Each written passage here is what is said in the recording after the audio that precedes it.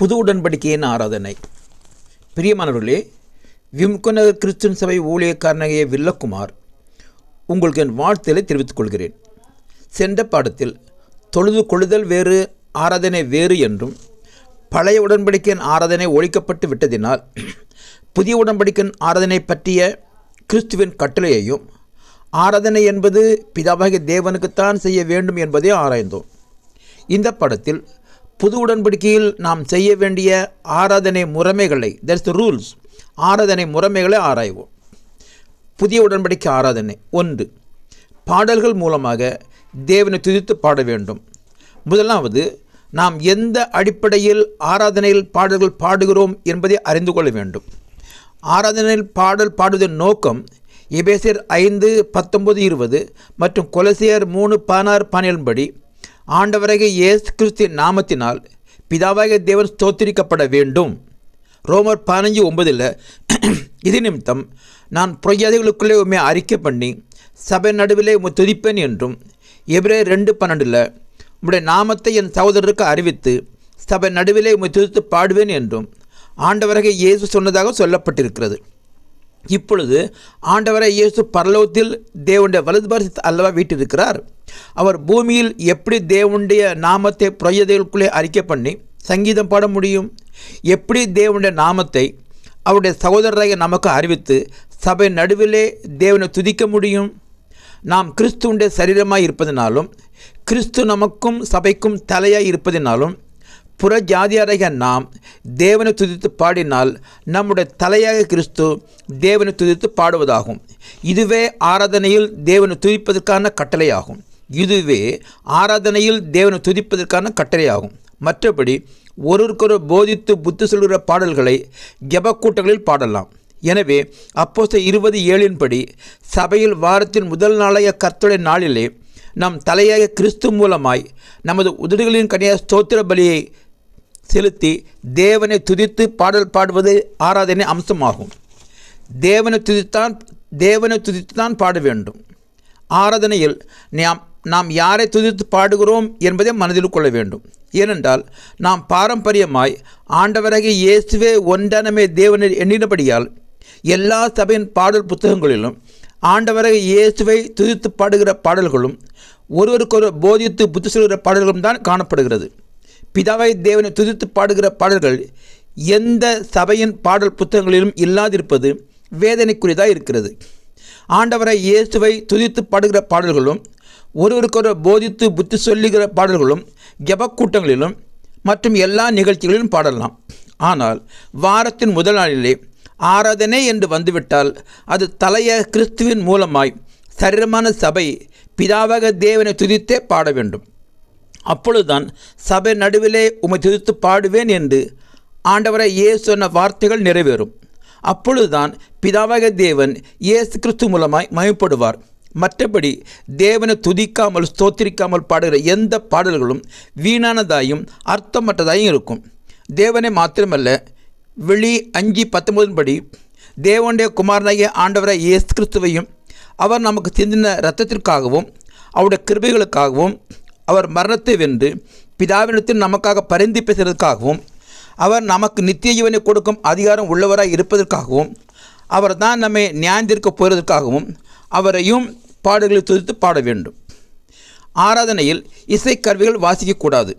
பழைய உடன்படிக்கையில் சங்கீதம் 150:3-5 வசனங்களில் பிதாவாகிய தேவனை அவருடைய பரிசுத்த தலத்தில் துதியுங்கள் என்றும், எக்கால துணியோடு அவரை துதியுங்கள் என்றும், வீணையோடும் சுரமண்டலத்தோடும் அவரை துதியுங்கள், தம்பூரோடும் நடனத்தோடும் அவரை துதியுங்கள், யாழோடும் தீங்குழலோடும் அவரை துதியுங்கள், ஓசையுள்ள கைத்தளங்களோடும் அவரை துதியுங்கள், பேரோசையுள்ள கைத்தளங்களோடும் அவரை துதியுங்கள் என்று சொல்லப்பட்டிருக்கிறது. இதற்கென்றே தேவாலயத்தில் பாடகர்களும் நியமிக்கப்பட்டிருந்தனர். ஆண்டவராய் இயேசு சட்ட திட்டங்களாகிய நியாயப்பிரமாணத்தை தம்முடைய மாம்சத்தினாலே ஒழித்து விட்டார். சட்ட திட்டங்களை நியாயப்பிரமாணத்தை தம்முடைய மாம்சத்தினாலே ஒழித்து விட்டார். எனவே பழைய உடன்படிக்கையின்படி ஆராதனையில் இசைக்கருவிகளோடும் கைத்தாளங்களோடும் பாடல் பாடும் முறை ஒழிக்கப்பட்டு விட்டது.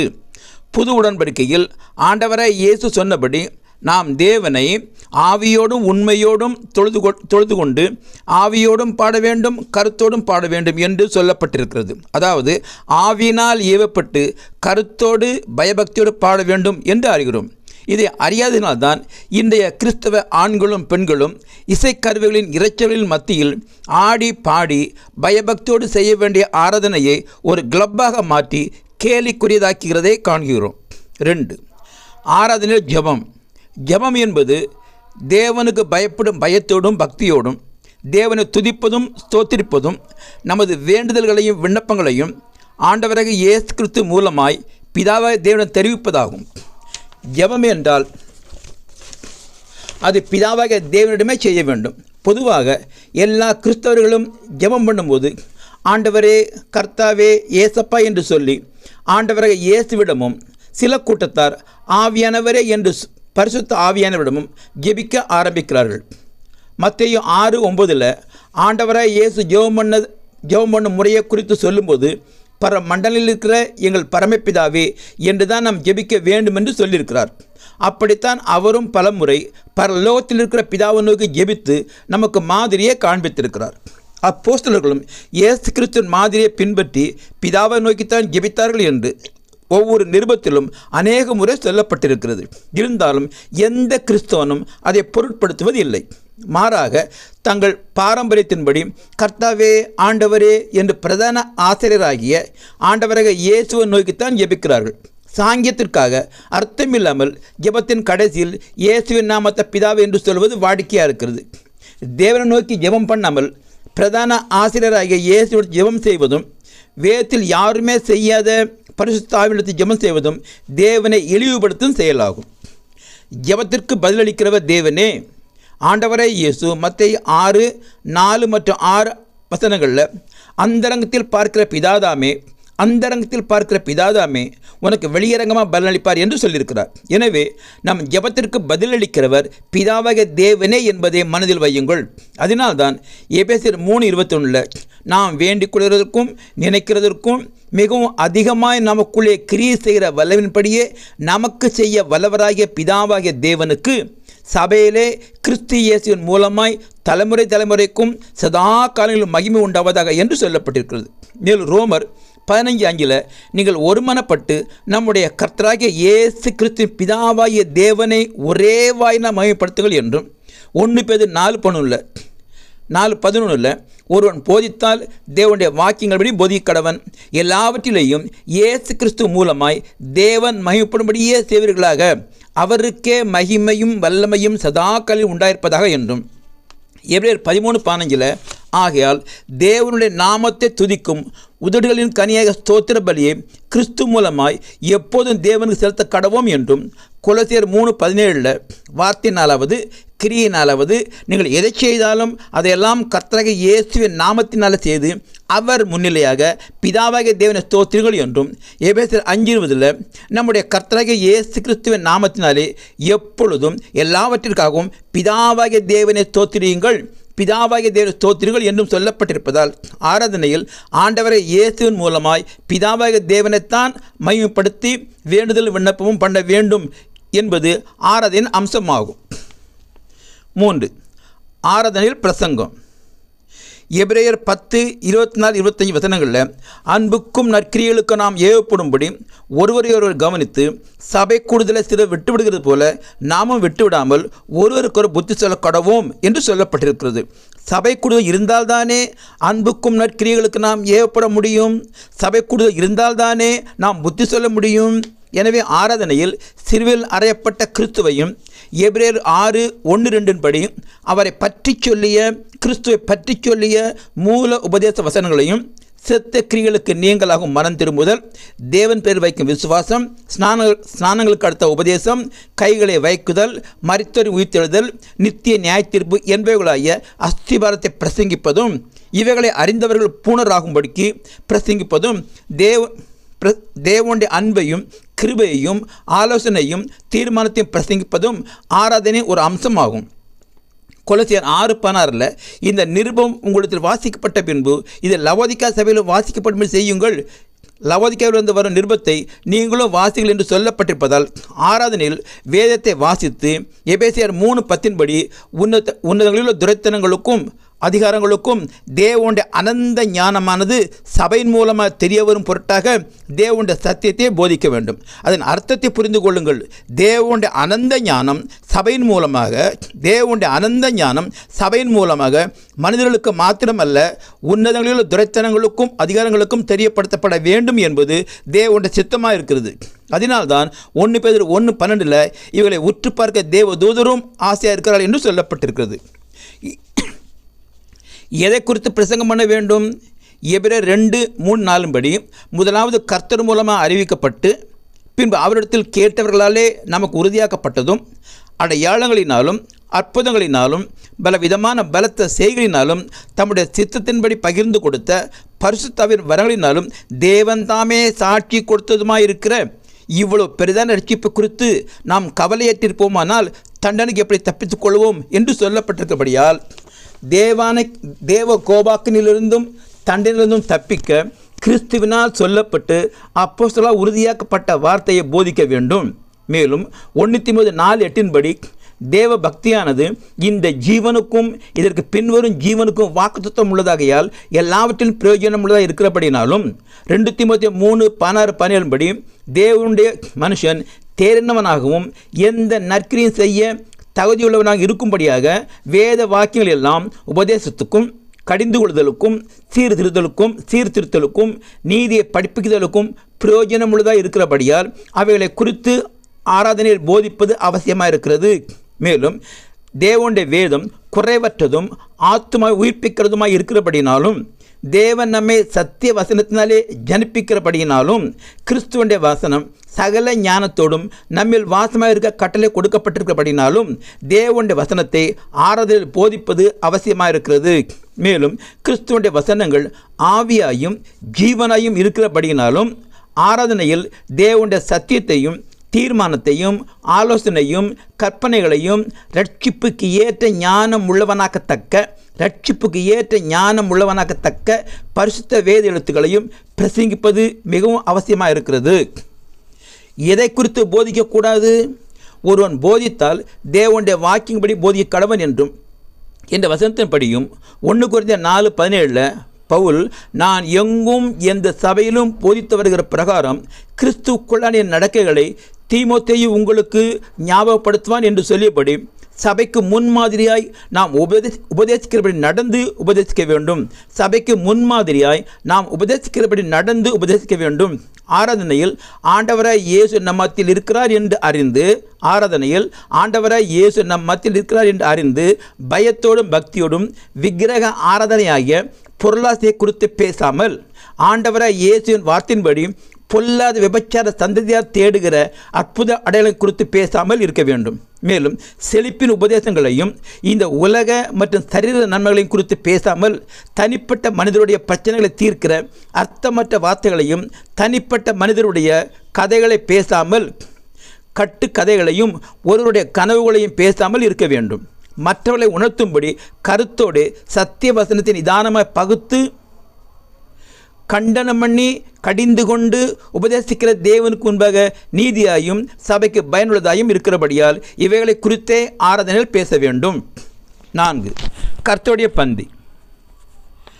பழைய உடன்படிக்கையில் பலி இல்லாமல் ஆராதனை இல்லை. மேலும் ஓய்வு நாள் தோறும் புதிதாய் பிறந்த மெல்லிய மாவில் 12 அப்பங்கள் செய்து பரிசுத்த ஸ்தலத்தில் மேஜையின் மேல் வைக்கப்பட்டு தூபம் காட்டப்பட வேண்டும் என்பது கட்டளை. புதிய உடன்படிக்கையிலும் மேஜையின் மேல் பலி இல்லாமல் ஆராதனை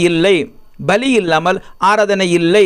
தேவன் தம்முடைய குமாரனை பாவ மாம்சத்தின் சாயலாகவும் பாவத்தை போக்கும் பலியாகவும் அனுப்பினதினாலும் ஆண்டவராய் இயேசு நம்முடைய பாவங்களை மாத்திரமல்ல சர்வ லோகத்தின் பாவங்களை நிவர்த்தி செய்கிற கிருபாதர பலியை இருக்கிறபடினாலும் அவர் நம்முடைய பாவங்களுக்காக ஒரே பலியை செலுத்தி பரிசுத்தமாக்கப்படுகிறவர்களை ஒரே பலியினாலே என்றென்றைக்கும் பூர்ணப்படுத்தியிருக்கிறபடியால் அந்த பலியை நாம் நினைவு கூற அது ஆராதனையில் மேஜை மேல் வைக்கப்பட வேண்டும். அது எப்படி என்று பார்க்கலாம். அப்பமும் திராட்சை ரசமும். யோவான் 6:48 முதல் 58 வசனங்களில் ஆண்டவரை இயேசு தம்முடைய சீஷர்களை நோக்கி, நீங்கள் மனுஷகுமாரனுடைய மாம்சத்தை புசியாமலும் மனுஷகுமாரனுடைய மாம்சத்தை புசியாமலும் அவர் இரத்தத்தை பானம் பண்ணாமலும் இருந்தால் உங்களுக்குள்ளே ஜீவன் இல்லை என்றும், என் மாம்சத்தை புசித்து என் இரத்தத்தை பானம் பண்ணுகிறவனுக்கு நித்திய ஜீவன் உண்டு, நான் அவனை கடைசியாக எழுப்புவேன். நித்திய ஜீவன் உண்டு, நான் அவனை கடைசியாக எழுப்புவேன் என்றும், என் மாம்சத்தை புசித்து என் இரத்தத்தை பானம் பண்ணுகிறவன் என்னிலே நிலைத்திருக்கிறான், நானும் அவன் நிலைத்திருக்கிறேன் என்றும் சொல்லியிருந்தார். அப்பொழுது சீஷர்களுக்கு அதன் அர்த்தம் என்னவென்று தெரியவில்லை. அதனால் அநேகர் பின்வாங்கி போனார்கள். ஆனால் மத்தேயு 26 20-28 வசனத்தில் கடைசி போஜனம் பண்ணுகையில் இயேசு அப்பத்தை எடுத்து ஆசீர்வதித்து அதை பிட்டு சீஷர்களுக்கு கொடுத்து, இதை நீங்கள் வாங்கி புசியுங்கள், இது என்னுடைய சரீரமாக இருக்கிறது என்றார். பின்னர் பாத்திரத்தையும் எடுத்து ஸ்தோத்திரம் பண்ணி அவர்களுக்கு கொடுத்து, நீங்கள் எல்லாரும் இதில் பானம் பண்ணுங்கள், இது பாவமன்னிப்பு உண்டாகும்படி அநேகருக்காக சிந்தப்படுகிற புது உடன்படிக்கைக்குரிய என்னுடைய இரத்தமாக இருக்கிறது என்றும் சொன்னார். அப்பொழுது சீஷர்கள் அவருடைய மாம்சம் என்பது அப்பம் என்றும் அவருடைய இரத்தம் என்பது திராட்சை ரசம் என்றும் அறிந்து கொண்டார்கள். இந்த அப்பம் புளிப்பில்லாததாயும் திராட்சை ரசம் திராட்சை பழத்திலிருந்து எடுக்கப்பட்டதை நவமானதாயும் இருக்க வேண்டும், அதாவது புதிதாய் இருக்க வேண்டும் என்று சொல்லியிருக்கிறபடியே கடையில் பாட்டிலில் விற்கிறதை உபயோகிக்கக்கூடாது என்று அறிகிறோம். பவுலிடம் கிறிஸ்து கொடுத்த கட்டளை. அப்போஸ்தலனாகிய பவுல் 1 கொரிந்தியர் 11:23-30 வசனங்களில் கர்த்தருடைய பந்தியை குறித்து நான் உங்களுக்கு ஒப்புவித்ததை கர்த்தரிடத்தில் பெற்றுக்கொண்டேன். என்னவெனில், கர்த்தராகிய இயேசு தாம் காட்டி கொடுக்கப்பட்ட அந்த ராத்திரியிலே அப்பத்தை எடுத்து ஸ்தோத்திரம் பண்ணி அதை பிட்டு, நீங்கள் வாங்கி புசியுங்கள், இது உங்களுக்காக பிற்கப்படுகிற என்னுடைய சரீரமாக இருக்கிறது, என்னை நினைவுகூரும்படி இதை செய்யுங்கள் என்றார். போஜன பண்ணின பின்பு அவர் அந்தபடிய பாத்திரத்தை எடுத்து, இந்த பாத்திரம் என் இரத்தத்தினாலாகிய புதிய உடன்படிக்கை குறித்தாக இருக்கிறது, நீங்கள் இதை பானம் பண்ணும் போதெல்லாம் என்னை நினைவு கூறும்படி இதை செய்யுங்கள் என்றார். ஆகையால் இந்த அப்பத்தை புசித்து இந்த பாத்திரத்தில் பானம் பண்ணும் போதெல்லாம் கர்த்தர் வருமளவும் அவருடைய மரணத்தை தெரிவிக்கிறீர்கள். கர்த்தர் வருமளவும் அவருடைய மரணத்தை தெரிவிக்கிறீர்கள். இப்படி இருக்க, எவன் அபாத்திரமாய் கர்த்தருடைய அப்பத்தை புசித்து அவருடைய பாத்திரத்தில் பானம் பண்ணுகிறானோ அவன் கர்த்தருடைய சரீரத்தையும் இரத்தத்தையும் குறித்து குற்றமுள்ளவனாக இருப்பான் என்று சொல்லப்பட்டிருக்கிறது. எனவே ஆராதனையில் கிறிஸ்து நமக்காக பலியிடப்பட்டார் என்பதை நினைவு கூற நாம் கிறிஸ்துவின் சரீரமாகிய அப்பத்தை புசித்து அவருடைய இரத்தமாகிய புதிய திராட்சை ரசத்தை பானம் பண்ண வேண்டும் என்பது கிறிஸ்து நமக்கு கொடுத்த கட்டளை இருக்கிறது. ஏன் கை கொள்ள வேண்டும்? மத்தேயு 22:31-32 வசனங்களில் ஆண்டவரை இயேசு, ஆபிரகாம், ஈசாக்கு, யாக்கோபு ஆகியோர் சரீரத்தில் மரித்தாலும் ஆத்துமேல் மறியாமல் ஜீவனுள்ளவராய் இருக்கிறார்கள் என்கிறார். எனவே தேவன் ஆத்துமாவில் மரித்தோருக்கு தேவனாயிராமல், தேவன் ஆத்மாவில் மரித்தோருக்கு தேவனாயிராமல் ஆத்மாவில் ஜீவனுள்ளவருக்குத்தான் தேவனாயிருக்கிறார். நம்முடைய ஆத்மா ஜீவனுள்ளதாக இருந்தால்தான் தேவன் நம்முடைய தேவனாக இருப்பார். நாம் ஆத்மாவில் மறித்திருந்தால் தேவன் நம்முடைய தேவனாக இருக்க முடியாது. என் மாம்சத்தை புசித்து என் இரத்தத்தை பானம் பண்ணுகிறவனுக்கு நித்திய ஜீவன் உண்டு, நான் அவனை கடைசியாக எழுப்புவேன் என்று சொல்லியிருக்கிறபடியால் நாம் நித்திய ஜீவன் உள்ளவர்களாக இருக்க கிறிஸ்துவினால் கடைசியாக எழுப்பப்பட, கிறிஸ்துவிலே நிலைத்திருக்க, கிறிஸ்துவின் மரணத்தை நினைவு கூற, அந்த மரணத்தை உலகத்துக்கு தெரியப்படுத்த, கிறிஸ்துவினால் பிழைக்க, கிறிஸ்துவின் பலியாகிய அவருடைய சரீரமாகிய அப்பத்தை புசிப்பதும் அவருடைய புது உடன்படிக்கை இரத்தமாகிய திராட்சை ரசத்தை பானம் பண்ணுவதும் ஆராதனையின் முக்கிய அம்சமாக இருக்கிறது. மேலும் 1 கொரிந்தியர் 10:17 அந்த ஒரே அப்பத்தில் நாம் எல்லோரும் பங்கு பெறுகிறபடியால் அநேகர நாம் ஒரே அப்பமும் ஒரே சரீரமாக இருக்கிறோம் என்று சொல்லப்பட்டிருக்கிறது. எனவே நாம் யாவரும் கிறிஸ்துவின் சரீரத்தில் அவயவமாக இருக்க, கிறிஸ்துவோடு இணைந்திருக்க கர்த்தருடைய பந்தி மிகவும் அவசியமாக இருக்கிறது. அப்படி செய்யவில்லை என்றால் அது ஆராதனையும் இல்லை, நமக்கு ஜீவனும் இல்லை, கிறிஸ்துவனிடத்தில் நமக்கு பங்கும் இல்லை என்று அர்த்தமாகும். இதை அப்போஸ்தலர் 20:7 சொன்னபடி வாரத்தின் முதல் நாள் தோறும் கிறிஸ்துவின் சரீரமான சபையாய் ஆராதனை செய்ய கூடி வந்திருக்கும் போது யாவரும் தன்னைத்தானே சோதித்தறிந்து கிறிஸ்துவுக்குள் ஞானஸ்தானம் பெற்று ரட்சிக்கப்பட்ட யாவரும் பரிசுத்தவான்களாய் இருக்கிறபடியால், கிறிஸ்துவுக்குள் ஞானஸ்தானம் பெற்று ரட்சிக்கப்பட்ட யாவரும் பரிசுத்தவான்களாய் இருக்கிறபடியால் யாவரும் அதை அனுசரிக்க வேண்டும். இது வருஷத்துக்கு ஒரு முறை அனுசரிக்க, இது இஸ்ரவேலர் கொண்டாடுகிற பஸ்கா பண்டிகையும் அல்ல. இதை கொடுப்பதற்கு விசேஷித்த நபரும் தேவையில்லை என்பதை அறிந்து கொள்ள வேண்டும். 5. பொருள் சகாயம். பழைய உடன்படிக்கை ஆராதனையில் பலவித பலிகள், காணிக்கைகள், தசமபாகங்கள், பொருத்தனைகள் முதலியன எருசலேமில் மாத்திரம் செலுத்தப்பட வேண்டும் என்பது பிரமாணம். ஆனால் புது உடன்படிக்கையில் ஆண்டவராய் இயேசு தம்மை ஜீவ பலியாக ஒப்பு கொடுத்து நித்திய மீட்பை உண்டு பண்ணி இருக்கபடியால் பழைய உடன்படிக்கையையும் பாவ நிவர்த்திக்காக எருசலேமில் மாத்திரம் செலுத்தப்பட்டு வந்த பலியையும் காணிக்கையும் ஒழித்துவிட்டார். பலியையும் காணிக்கைகளையும் ஒழித்துவிட்டார். எனவே இப்பொழுது ஆராதனையில் பலியும் காணிக்கையும் கிடையாது. லேவி கோத்திரத்தார்க்கென்று எருசலேமில் மாத்திரம் செலுத்தப்பட வேண்டிய தசமபாகமும் கிடையாது. ஆனால் 1 கொரிந்தியர் 9 7 முதல் 14 வசனத்தின்படி வாரத்தின் முதல் நாள் தோறும் சபையின் ஊழியம் செய்கிறவர்களுக்கு ஊழிய நிமித்தம் பிழைப்பு உண்டாக, முதல் நாள் தோறும் மாத்திரம் சபையில் ஊழியம் செய்கிறவர்களுக்கு ஊழிய நிமித்தம் பிழைப்பு உண்டாக, சபையின் வளர்ச்சிக்காக உத்தம விதைகள் போஷிக்கப்பட பொருள் சகாயம் கொடுக்க கட்டளை கொடுக்கப்பட்டிருக்கிறது. இது வாரத்தின் முதல் நாள் ஆராதனையில் மாத்திரம் சேர்க்கப்பட்டு மூப்பர்களிடம் கொடுக்கப்பட்டு மேற்சொன்ன காரியங்களுக்கு செலவு. எனவே சபையாய் கூடி வந்து பொருள் சகாயம் செய்வது ஆராதனையின் ஒரு அம்சமாகும். இந்த பொருள் சகாயத்தை 1 கொரிந்தியர் 16, 1-2 மற்றும் 2 கொரிந்தியர் 8 மற்றும் 9 பவுலின் ஊழியத்தினால் குறிப்பிட்ட காலத்துக்கு மட்டும் எருசலேமில் உள்ள பரிசுத்தவான்களுக்காக சேர்க்கப்பட்ட தர்ம சகாயமாகிய தர்ம பணத்தோடு சேர்த்து குழப்பிக் கொள்ளாதீர்கள். தர்ம சகாயம் வேறு, பொருள் சகாயம் வேறு. மேற்சொன்ன இந்த 5 காரியங்களே புது உடன்படிக்கையின் ஆராதனை முறைமைகளாகும். மேற்சொன்ன இந்த 5 காரியங்களே புது உடன்படிக்கையின் ஆராதனை முறைமைகளாகும். சபையாய் கூடி இந்த 5 காரியங்களை நிறைவேற்றினால்தான் அது ஆராதனையாகும். இந்த 5 காரியங்களில் ஒன்று குறைந்தால் கூட அது முழுமையான ஆராதனை ஆகாது. அது ஒரு ஸ்தோத்திர ஜபக்கூட்டம் ஆகிவிடும். இப்படித்தான் முதல் 3 நூற்றாண்டு கிறிஸ்தவர்கள் தேவனுக்கு ஆராதனை செய்தார்கள் என்று சரித்திரம் சொல்கிறது. இந்த ஆராதனையில் பங்கு கொள்ளாதவன் தேவனுடைய ஆவி இல்லாதவன் என்றும், தேவனை அலட்சியப்படுத்துகிறான் என்றும், ஆண்டவராகிய இயேசுவின் பிரதான ஆசிரியர் ஊழியத்தை தள்ளிவிடுகிறான் என்றும் அர்த்தமாகும். ஆண்டவரை இயேசு கிறிஸ்து மூலமாய் பிதாவாகிய தேவனை நாம் ஆராதனை செய்கிறபடியால்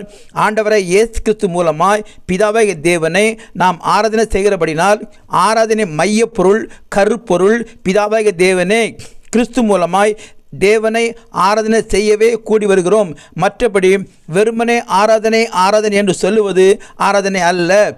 எபிரேயர் 12:28 படி நாம் பயத்தோடும் பக்தியோடும் தேவனுக்கு பிரியமாய் ஆராதனை செய்யும்படி கிருபையை பற்றி கொள்ள கடவோம் என்று சொல்லப்பட்டிருப்பதால் ஆராதனை என்பது ஆராதனை என்று வார்த்தையில் சொல்வதல்ல, மாறாக மேற்சொன்ன 5 காரியங்களை செய்வதாகும்.